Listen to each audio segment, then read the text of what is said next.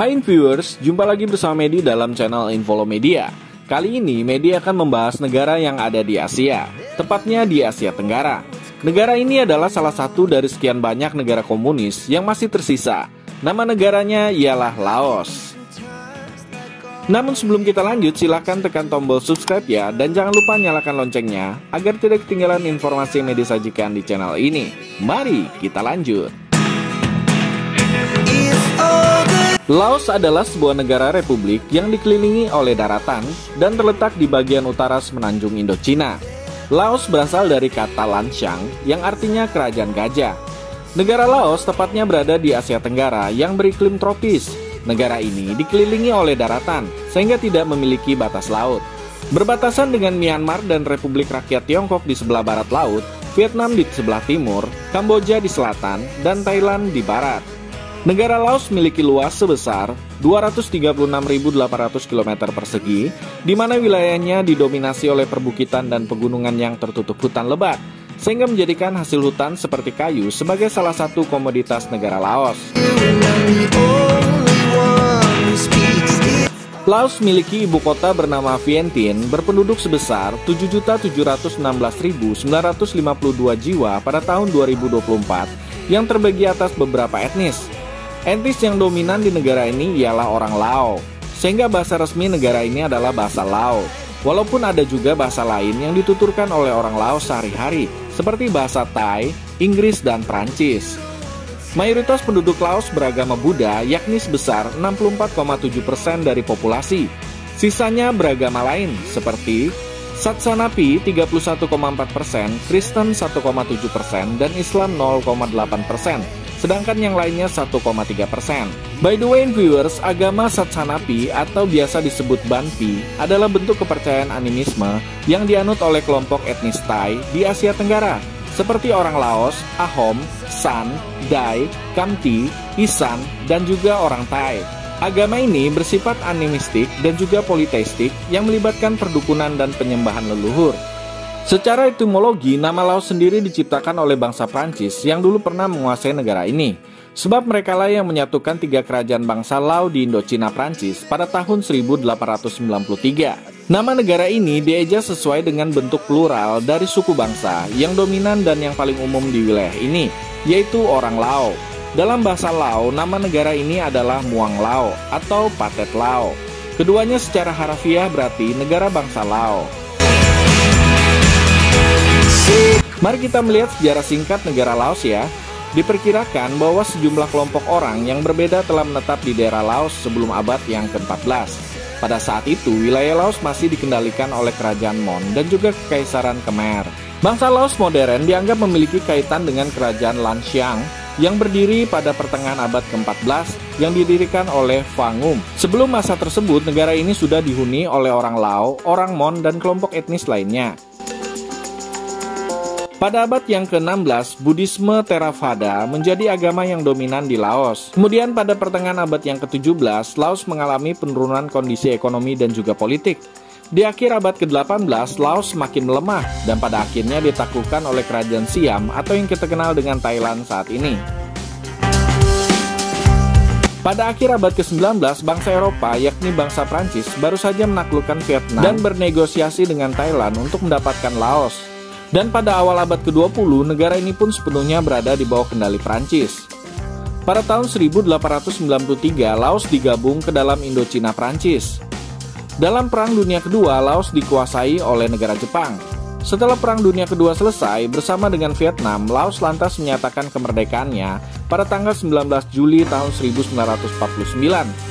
Prancis merespon dengan mengirimkan tentara dan mengambil alih kendali atas Laos. Namun, gerakan nasionalis terus memperjuangkan kemerdekaan Laos, hingga pada tahun 1950, Prancis memberikan hak otonomi untuk Laos. Namun, pada tanggal 22 Oktober tahun 1953, Laos akhirnya merdeka sepenuhnya sebagai negara monarki konstitusional. Perang saudara di Laos pun pecah ketika kelompok komunis berusaha untuk mengambil alih kekuasaan dan membubarkan monarki di Laos. Perang saudara ini berlangsung dari tanggal 23 Mei tahun 1962 sampai tanggal 2 Desember tahun 1975. Berakhirnya perang saudara di Laos antara pemerintah dengan kaum komunis Pathet Lao yang didukung oleh Uni Soviet dan komunis Vietnam Utara, sekaligus juga mengakhiri pemerintahan Raja Savangvatthana yang didukung oleh Amerika Serikat dan negara lainnya. Setelah mengambil alih negara ini, kaum komunis mengganti nama negara ini menjadi Republik Demokratik Rakyat Laos yang masih berdiri hingga saat ini. Oleh sebab itulah, negara Laos merayakan kemerdekaannya setiap tanggal 2 Desember. By the way, viewers, Laos merupakan anggota ASEAN sejak tanggal 23 Juli tahun 1997. Saat ini, Laos menjadi salah satu negara di Asia Tenggara yang menganut sistem Republik Sosialis satu partai sebagai bentuk pemerintahannya. Partai tunggal, yakni Partai Revolusioner Rakyat Laos, berideologi komunis, memiliki organisasi sayap yang mengatur kebijakan dan mengendalikan seluruh aspek kehidupan di Laos. Sistem pemerintahan Laos adalah kabinet parlementer dengan Perdana Menteri sebagai kepala pemerintahannya, sedangkan Presiden dan Wakil Presiden dipilih oleh Majelis Nasional untuk masa jabatan 5 tahun, sedangkan Perdana Menteri dicalonkan oleh Presiden dan dipilih untuk masa jabatan 5 tahun oleh Majelis Nasional. Calon harus menerima suara mayoritas untuk dapat dipilih, dan pemegang jabatan dapat menjabat maksimal 2 periode. Nah, mari kita melihat tempat-tempat wisata yang ada di negara Republik Laos. Yang pertama ialah Buddha Park. Buddha Park adalah taman penuh dengan patung Buddha dan Hindu. Taman ini terletak di Vientiane, ibu kota Laos. Tempat wisata ini dibangun oleh Luang Pu Bunlae Sulilat pada tahun 1958. Buddha Park atau dalam bahasa Laos disebut Wat Siang Kuan memang agak sedikit jauh dari pusat kota Vientiane, atau lebih dekat dengan perbatasan Laos dan Thailand. Di taman ini terdapat sekitar 200 patung dan ukiran yang terbuat dari batu, di mana semuanya kental dengan nuansa Buddha dan Hindu. Karya yang paling terkenal adalah Sleeping Buddha setinggi 50 meter dan juga Giant Pumpkin. Ketika kita lelah berkeliling taman, kita dapat beristirahat di tepian sungai Mekong yang sangat indah. Tempat yang kedua ialah Phra That Luang. Ini adalah stupa suci yang terbuat dari emas yang berada di kota Vientiane. Phra That Luang merupakan lambang negara Laos. Bangunan stupa ini berada dalam komplek yang terdiri dari banyak wihara. Sebenarnya, Phra That Luang tidak boleh dimasuki sembarangan orang. Para wisatawan hanya diperbolehkan sampai di gerbang pertama saja. Tapi jangan khawatir sebab bangunan candi ini dapat terlihat dengan jelas dari luar.